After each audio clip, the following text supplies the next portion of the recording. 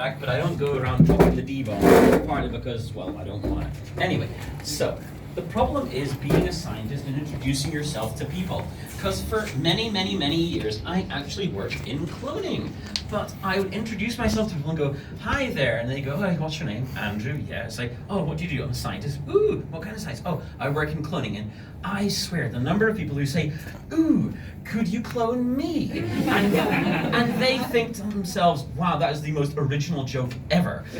I blame Hollywood for starters, and also, I think to myself, man, it's as if I'm cloning people who ask that question. So yes, it is enough to put a person off saying that.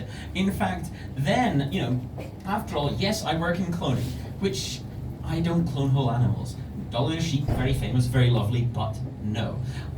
It's kind of like Microsoft Word. You select a bit of text, you copy it, and paste it somewhere else. That is cloning for me. Except, unlike Microsoft Word, when you clone something like me, it doesn't take 7 days. You don't need years of experience to get good at it, not, being big-headed. But also, if you copy and paste the text, "Mary had a little lamb," there is zero chance that you suddenly end up with "Mary hid a little lamb," "Mary had a little lamp," or sometimes "Mary lamp," or "Mary lamb," just because Mother Nature has a cruel sense of humor. So, anyway, moving forward, I decided that maybe it's not a good idea to say, "Hi, I work in cloning," even though that's exactly what I do. So, I actually now say, "Hey, I work in human genetics." There are no jokes about human genetics, and they go, "Ooh, what kind of genetics?" Almost they're looking for an entry. And I go, "I work on inherited genetic disease that causes intellectual disability."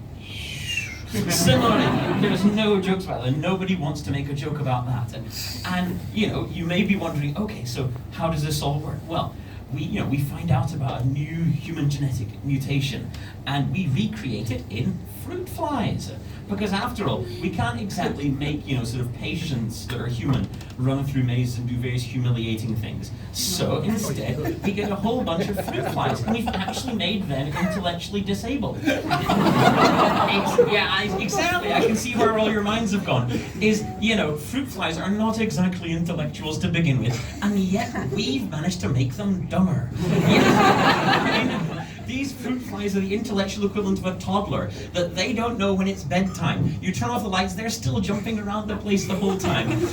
They also have no ability to learn, so, if you clap your hands, they go, "Whoa, what was that? Is that going to eat me?" But a normal fruit fly will eventually learn if you just stand there making a noise. They'll eventually go, "Oh, it's that guy clapping again." But these dumb fruit flies will be like, "Bloody hell, did you hear that?"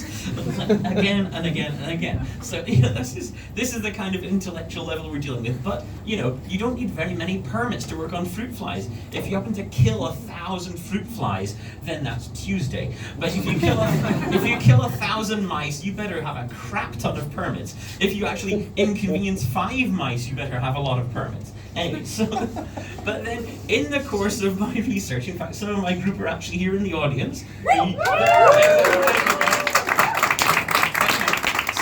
We look like everybody else, but actually, just the other day I discovered because I was paying attention in group meeting and not sleeping, then that it turns out fruit flies, some very bored scientists in 2012, they discovered that if a fruit fly doesn't get access to some girl fruit fly action, he will actually resort to alcoholism.